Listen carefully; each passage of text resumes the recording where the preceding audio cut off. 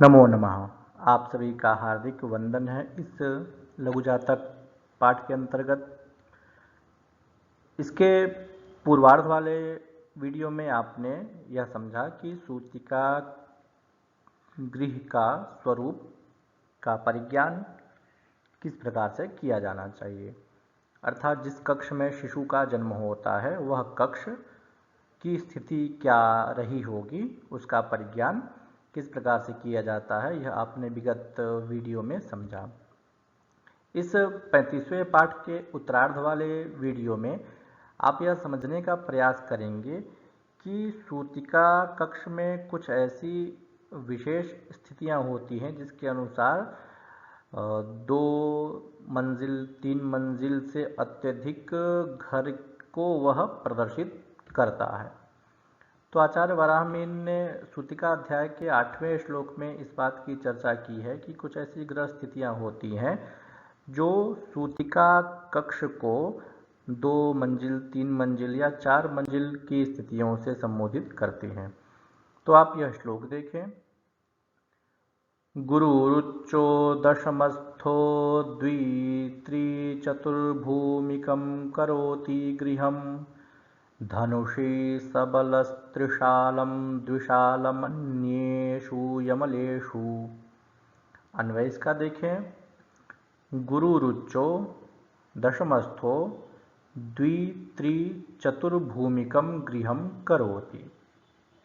सबलः गुरुः धनुषी तदा त्रिशालं करोति, अन्येषु यमलेषु द्विशालं करोति। इसकी आप संस्कृत व्याख्या देखें।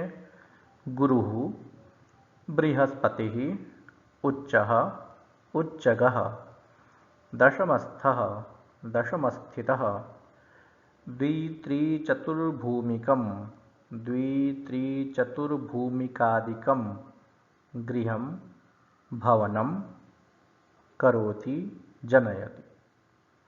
सबलः बलयुक्तः धनुषी धनुराशौ तदा त्रिशालं त्रिशालयुक्तं करोति, अन्येषु परेषु यमलेषु द्विस्वभावराशिषु द्विशालं द्विशालयुक्तं भवति। यह हुई इसकी संस्कृत व्याख्या। अब इसके हिंदी भावार्थ को समझने का प्रयास करेंगे। तो इस श्लोक में आचार्य वराहमिहिर ने केवल बृहस्पति की विशेष स्थितियों से उस घर के 1 मंजिल 2 मंजिल या 3 मंजिल होने की बात को प्रदर्शित किया है। तो यहाँ पर कहते हैं कि यदि जन्म काल में दशम स्थान में कर्क राशि में यदि बृहस्पति होता है तो वह घर 2 मंजिल 3 मंजिल या 4 मंजिल का होता है, ऐसा समझना चाहिए।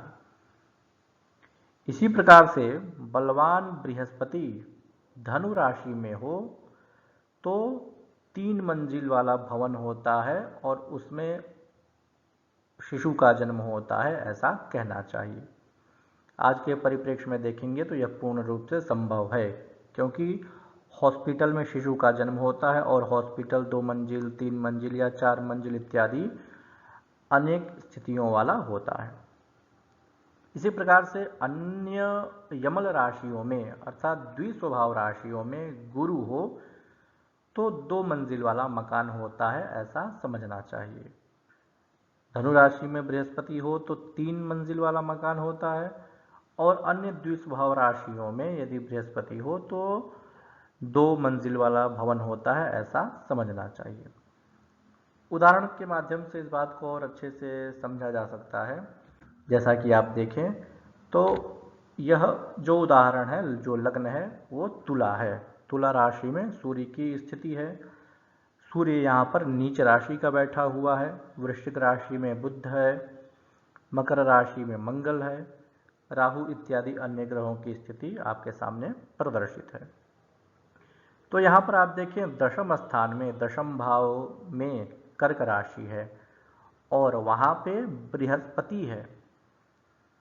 तो ऐसी स्थिति में यदि जन्म होता है तो जो प्रसूति कक्ष है, प्रसूति गृह जो है, वो 2, 3, 4 मंजिल पर हो सकता है, ऐसा समझना चाहिए। इसी प्रकार से यदि धनु राशि में बृहस्पति बैठा हुआ है तो 3 मंजिल वाला प्रसूति कक्ष है, अर्थात तीसरे मंजिल पर है या दूसरे मंजिल पर है या प्रथम मंजिल पर है, तो वो समझना चाहिए। मतलब जिस कक्ष में शिशु का जन्म हुआ है, जिस प्रसूति कक्ष में शिशु का जन्म हुआ है, वो संपूर्ण भवन 2-3 मंजिल वाला है, ऐसा समझना चाहिए। प्राचीन कालों में प्रायः एक ही मंजिल बहुधा मात्रा में पाई जाती थी, किंतु कुछ ऐसे परिवार होते थे, संपन्न परिवार होते थे, जो अपने घर को 2 मंजिल, 3 मंजिल इत्यादि पर वो बनाने में सक्षम थे। तो उसी बात को आचार्य वराहमिहिर ने यहाँ पर प्रदर्शित किया है। इसके अतिरिक्त यदि अन्य राशियों में, अन्य द्विस्वभाव राशियों में, धनु को छोड़ करके अन्य द्विस्वभाव राशियों में, जैसे 3, 6, 9, 12, ये 4 राशियाँ द्विस्वभाव राशियाँ मानी जाती हैं। लेकिन इसमें धनु राशि को छोड़ करके, अर्थात मिथुन राशि में, कन्या राशि में और मीन राशि में यदि बृहस्पति बैठा हुआ है तो 2 मंजिल वाला सूतिका गृह होता है, ऐसा समझना चाहिए।